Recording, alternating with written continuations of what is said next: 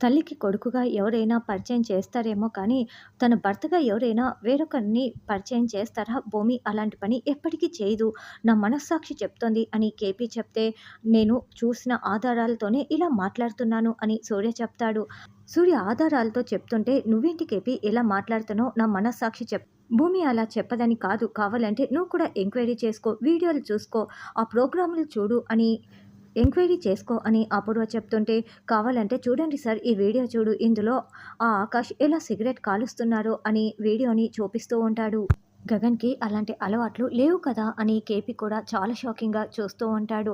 అంతెందుకు భూమి రాగానే మనమే తేల్చుకుంటే సరిపోతుంది అని అపూర్వ అంటే, అవును నేరుగా భూమితోనే తేల్చుకుందాం అని శరత్ చంద్ర అంటాడు.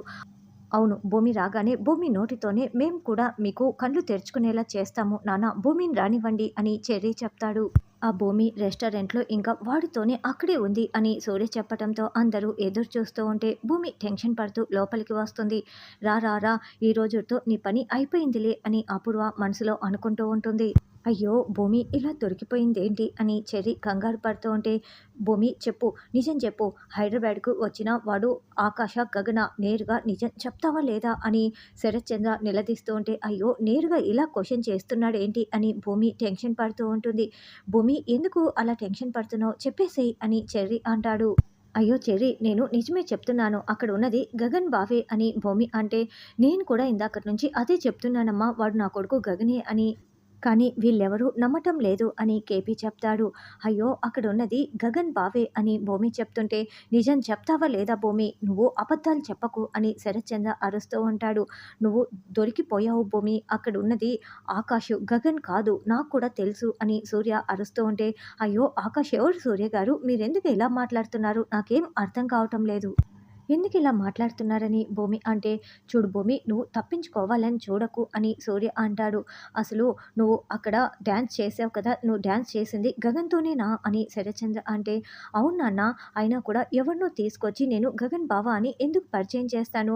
వాళ్ళకంటూ ఒక లైఫ్ ఉంటుంది కదా! రావటానికి ఎందుకు ఒప్పుకుంటారు అని భూమి అంటుంది. భూమి నువ్వు తిమ్మిని బమ్మిని చేయగలవు. ఏదైనా చేయగలవు.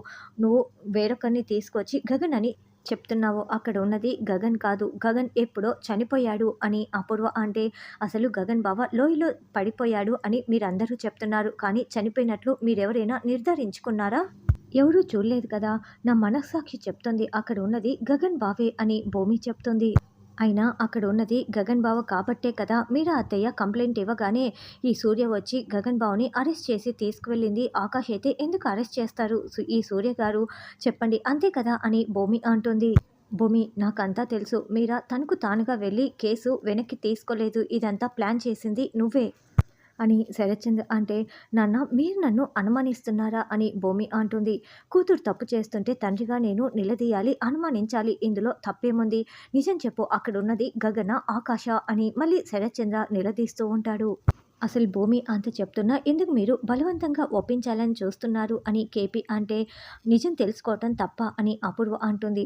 అయినా పిన్ని ఈ ఇంట్లో నిన్ను ఒక మూలన పడి ఉండి ఇంటి పనులన్నీ చూసుకోమని చెప్తే మీరేం చేస్తున్నారు ఇక్కడ అని భూమి అంటుంది.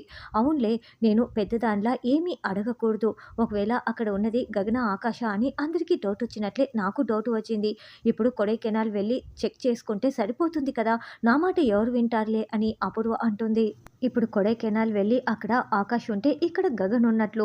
లేదంటే లేదు. నా మాట ఎందుకు వినటం లేదు? అంతేలే నాకు విలువెక్కడ ఉంది అని అపూర్వ అంటే, పిన్ని మీ పని మీరు చూసుకోండి. మేము మాట్లాడుకుంటున్నాం కదా అని భూమి అంటుంది.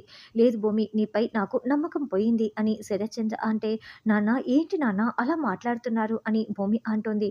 నిన్ను గదిలో బంధించిన తర్వాత కూడా కిటికీకి చీర కట్టి గదిలో నుండి పారిపోయావంటే నీపై నాకు నమ్మకం ఎలా వస్తుంది? అక్కడ ఉన్నది గగన, ఆకాశ. ఇప్పుడే నాకు నిజం తెలియాలంటే మనం ఇప్పుడు కొడైకెనాల్ వెళ్ళి తీరాల్సిందే. అక్కడ ఆకాష్ ఉన్నాడో లేదో తేల్చుకోవాల్సిందే అని శరత్చంద్ర అంటే, అయ్యో నాన్న ఇప్పుడు అంత దూరం ఎందుకు నాన్న అని భూమి అంటుంది. ఏంటమ్మా నిన్నిలా మాట్లాడుతుంటే నేను కూడా చూడలేకపోతున్నాను. అక్కడికి వెళ్ళి చూసేస్తే ఒక పని పూర్తయిపోతుంది. వీళ్ళు కూడా ఇక మాట్లాడే అవకాశం ఉండదు కదా అని కేపీ, అవును భూమి వెళ్తేనే మంచిది అని చెర్రీ చెప్తూ ఉంటారు. అయ్యో మీకిద్దరికీ నేను నిజం చెప్పలేను. ఇప్పుడు వీళ్ళని అక్కడికి తీసుకువెళ్తే ఇంకేమైనా ఉందా అని భూమి మనసులో అనుకుంటూ ఉంటే, ఏంటి భూమి ఇంకా ఆలోచిస్తున్నావు? వెళ్ళి రెడీ అవ్వు. మనం ఇప్పుడే బయలుదేరి వెళ్ళాలి అని శరత్చంద్ర చెప్తాడు. బట్టలు సర్దుకుంటాను అని భూమి అంటే, మనం కొడైకెనాల్‌కి ఫ్లైట్‌లో వెళ్తాము. అంత మాత్రానికి లగేజ్ ఎందుకు? నువ్వు జస్ట్ ఫ్రెషప్ అయ్యి వస్తే చాలు అని శరత్చంద్ర అంటాడు. నువ్వు దొరికిపోయినట్లే భూమి. నీకు అస్సలు ఛాన్స్ లేదు అని అపూర్వ అనుకుంటూ ఉంటే, సరే నాన్న ఫ్రెషప్ అయ్యి వస్తానని భూమి అంటుంది. వాష్‌రూమ్‌లో నుండి కూడా పారిపోవాలని చూడకని నక్షత్ర అంటుంది. అయితే నువ్వు కూడా నాతో పాటు వాష్‌రూమ్‌కి రా అని భూమి కోపంగా చూస్తూ ఉంటుంది. వెంటనే భూమి వాష్‌రూమ్‌కి వెళ్ళి ఆకాష్‌కి ఫోన్ కాల్ చేస్తూ ఉంటే, భూమి ఫోన్‌ని లిఫ్ట్ చేస్తూ ఉండగా తార వచ్చి ఆకాష్‌ని వెనక వైపు నుంచి హగ్ చేసుకుంటుంది.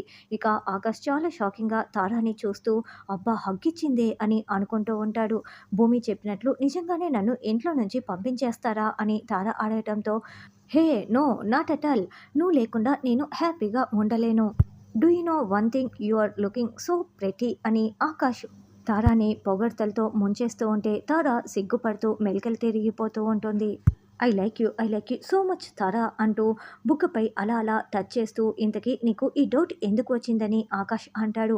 భూమి అంతలా పంపించేయమని మీతో చెప్పింది కదా. భూమి పంపించేయమంటే పంపించేస్తారా? మీకంటూ నా మీద ఒక సొంత అభిప్రాయం లేదా అని తార అడుగుతూ ఉంటే భూమి ఇక్కడ చాలాసార్లు కాల్ ట్రై చేస్తూ ఉంటుంది. నో నో అని ఆకాష్ అంటాడు. అంటే మీకు నా మీద కోపం లేదా అని తార అంటే, నాకెందుకు నీపై కోపం ఉంటుంది? అందమైన అమ్మాయిలపై నాకు అస్సలు కోపం ఉండదు. నాది స్వీట్ హార్ట్ కదా అని ఆకాష్ అంటాడు. భూమికి నీకు డైవర్స్ అయిపోయాయి కదా. మరి మనం పెళ్ళెప్పుడు చేసుకుందాం అని తార అంటే, పెళ్ళన్న పదం నా డిక్షనరీలోనే లేదు కదా అని ఆకాష్ మనసులో అనుకుంటూ ఉంటాడు. తార ఆకాష్ గుండెలపై అలా పడిపోయి హగ్ చేసుకొని, ఆ రోజు మీరు మండపం పై నుంచి వెళ్ళిన దగ్గర నుంచి నేను మీకోసమే ఎదురు చూస్తూ ఉన్నారు. ఇంకొక అమ్మాయి అయితే ఎప్పుడో పెళ్లి చేసుకొని ఉండేది తెలుసా? నాకు మీరంటే అంత ఇష్టం అని తారా చెప్తూ ఉంటే, యు ఆర్ సో లక్కీ అని ఆకాష్ తనకు తానే అనుకుంటూ ఉంటాడు. నేనంటే నీకు అంత ఇష్టమా అని ఆకాష్ అంటే, అవును. ఇంతకీ పెళ్ళెప్పుడు చేసుకుందాం అని తార అంటుంది. పెళ్ళికి వచ్చిన తొందర ఏముంది చెప్పు. ముందు మనమిద్దరం ఒకరిని ఒకరం అర్థం చేసుకుందాము. మ్యారేజ్ అంటే మిస్‌అండర్‌స్టాండింగ్స్ ఉండకూడదు కదా. అందుకే మనం ఒకరిని ఒకరం అర్థం చేసుకునేంత వరకు పెళ్లి లేదు అని ఆకాష్ చెప్తాడు. 100% అండర్‌స్టాండింగ్ ఉండాలి. తర్వాతే అని ఆకాష్ చెప్తుంటే, మీ ఫిలాసఫీ నాకు చాలా బాగా నచ్చింది. నేను కూడా దాన్నే ఫాలో అవుతాను. మీరు అబద్ధమైతే చెప్పట్లేదు కదా అని తార అంటే, ఈ ఆకాష్ డిక్షనరీలో అబద్ధం అనే వర్డే లేదు అని ఆకాష్ చెప్తే, ఆకాష్ ఎవరు అని తార నిలదీస్తూ ఉంటుంది.